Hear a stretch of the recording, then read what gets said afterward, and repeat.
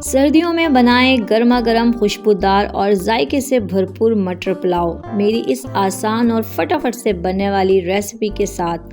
सिर्फ बासमती चावल, सर्दियों के हरे भरे ताज़ा मटर और घर में मौजूद कुछ बेसिक मसालों से यकीन करें इतना लजीज पुलाव, खिले खिले चावल, हरे हरे फूल जैसे मटर, खुशबू वाले पुलाव को जब आप अपनी फैमिली में सर्व करेंगी तो आपकी फैमिली तारीफ करते नहीं थकेगी और आपकी इस रेसिपी की तो धूम मच जाएगी।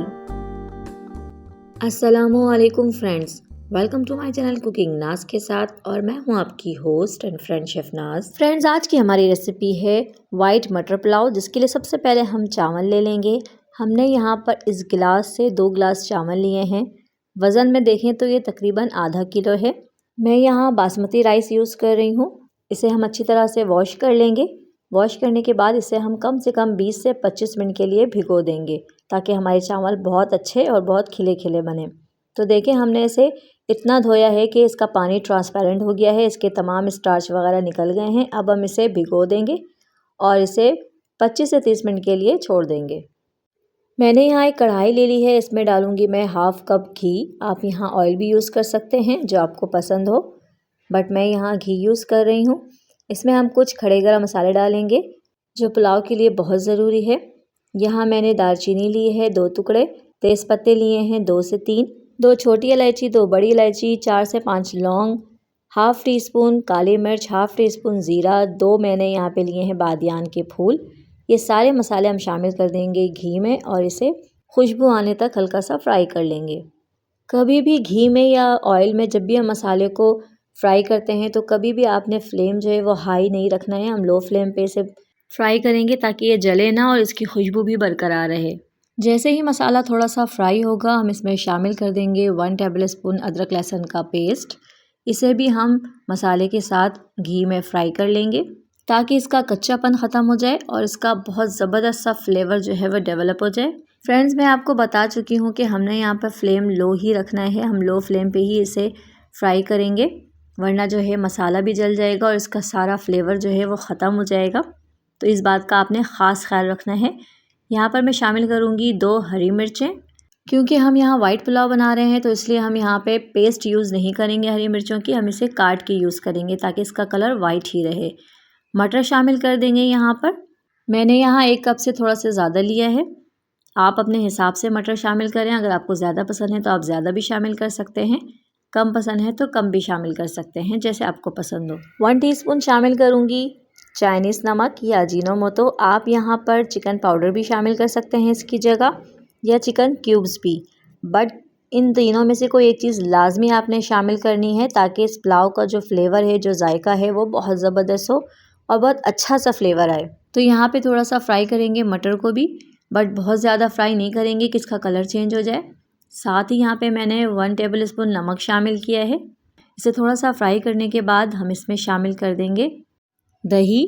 मैं यहाँ दही का यूज़ कर रही हूँ क्योंकि हमने वाइट पुलाव बनाना है, तो इसीलिए मैंने यहाँ टमाटर का यूज़ नहीं किया है। आप चाहें तो टमाटर भी यूज़ कर सकते हैं, बट हमने बिल्कुल वाइट पुलाव बनाना है तो उसके लिए मैंने यहाँ पे दही यूज़ की है। इससे बहुत अच्छा फ्लेवर आएगा, बहुत ज़बरदस्त जायका आएगा।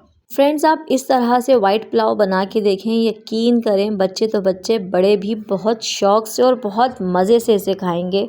अब यहाँ जिस गिलास से मैंने चावल लिए थे उसी गिलास से मैं यहाँ पे पानी शामिल करूँगी चावलों के लिए। 2 गिलास मैंने चावल लिए थे, यहाँ पे 2.5 गिलास मैंने पानी डाला है। अच्छा, आप पानी जो है अपने चावलों के हिसाब से डालें। मैंने यहाँ पुराने चावल का यूज़ किया है, बासमती पुराना चावल यूज़ किया है, तो उस हिसाब से मैंने पानी शामिल किया है। क्योंकि पुराने चावल में पानी ज़्यादा लगता है और नए चावल में कम, तो आप हिसाब से पानी शामिल करें। पानी में बॉयल आ गया है अच्छी तरह से। अब इसमें हम चावल शामिल कर देंगे अच्छी तरह से स्ट्रेन करके। अगर आपने यहाँ पर पानी ज़्यादा शामिल कर दिया चावल के हिसाब से तो आपके चावल जो हैं बिल्कुल भी अच्छे नहीं बनेंगे, बहुत ही नरम हो जाएंगे, गीले गीले से हो जाएंगे, चिपके चिपके से हो जाएंगे।